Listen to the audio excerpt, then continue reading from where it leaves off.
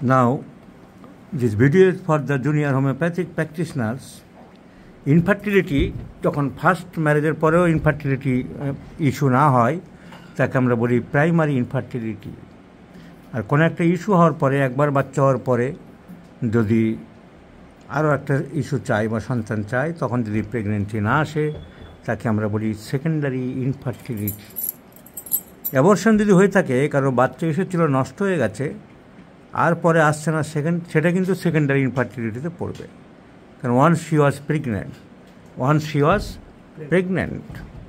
So primary infertility অনেক কারণে হয়। Age is also factor. Conceiving period is 18 to 23. The best time for pregnancy is 18 to 23. So আজকাল পারিপার্শ্বিক কারণে, নানান কারণে লেট ম্যারেজ হচ্ছে।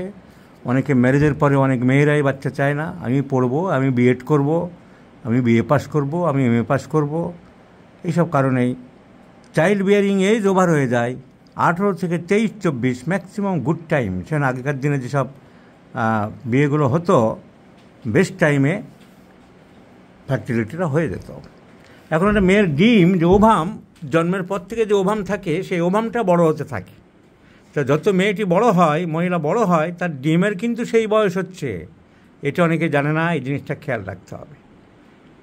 দ্য এগ 35 বছরে যদি কারোর প্রেগনেন্সি আসে, তার ডিমের বয়স কিন্তু 35 বছর। তার ডিমের ফার্টিলিটি ছিল 18, 19, 20 থেকে 25-এর মধ্যে, খুব ভালোভাবে ধরলে। তাহলে সেই ডিমটাও তার সতেজতা, স্বকীয়তা হারিয়ে ফেলে আস্তে আস্তে। So the best fertile period is, marriage time is, conceiving time is 18 to 23 or 20 to 25, 20-22 বছর, 24-25 বছরের মধ্যে।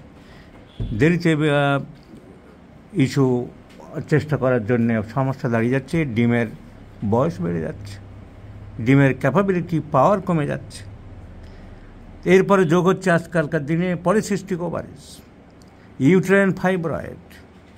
পারিপার্শ্বিক নানান কারণ প্রেগনেন্সির পক্ষে বাধার সৃষ্টি করছে। বাইল্যাটারাল পলিসিস্টিক ওভারিজ আমরা বহু ক্ষেত্রেই দেখে থাকি।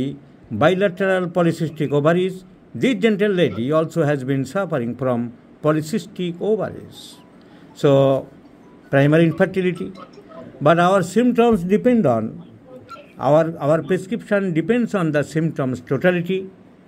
This gentle lady, aged about 28 years, dreams of death, fear of thunderstorm, tremendous fear of thunderstorm, weeping disposition, consolation aggravates, anxiety prevailing, fear of darkness.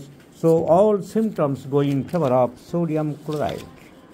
See, the mental symptoms are hair fall, the physical other symptoms are great hair falling, D therefore ice cream, cold drinks, sun heat intolerable, D therefore fish. So all symptoms go in favor of sodium chloride. So no question of primary infertility, etc.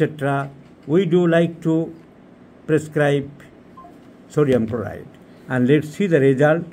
So this is a case of primary infertility. আমি ভদ্রমহিলাকে physical মেকআপও sodium ক্লোরাইডের মতন। So aversion to bread, desire for cold drinks, great hair falling, desire for fish, all সিমটমসগুলো mathematical study করলে দেখা যাবে আর comes under sodium chloride. Great fear of thunderstorm, anxiety, weeping disposition, consolation aggravates. So the case is primary infertility. My selection is sodium chloride, my friend. দেখা যাক result কী হয়। I shall share with the case, the result of this case.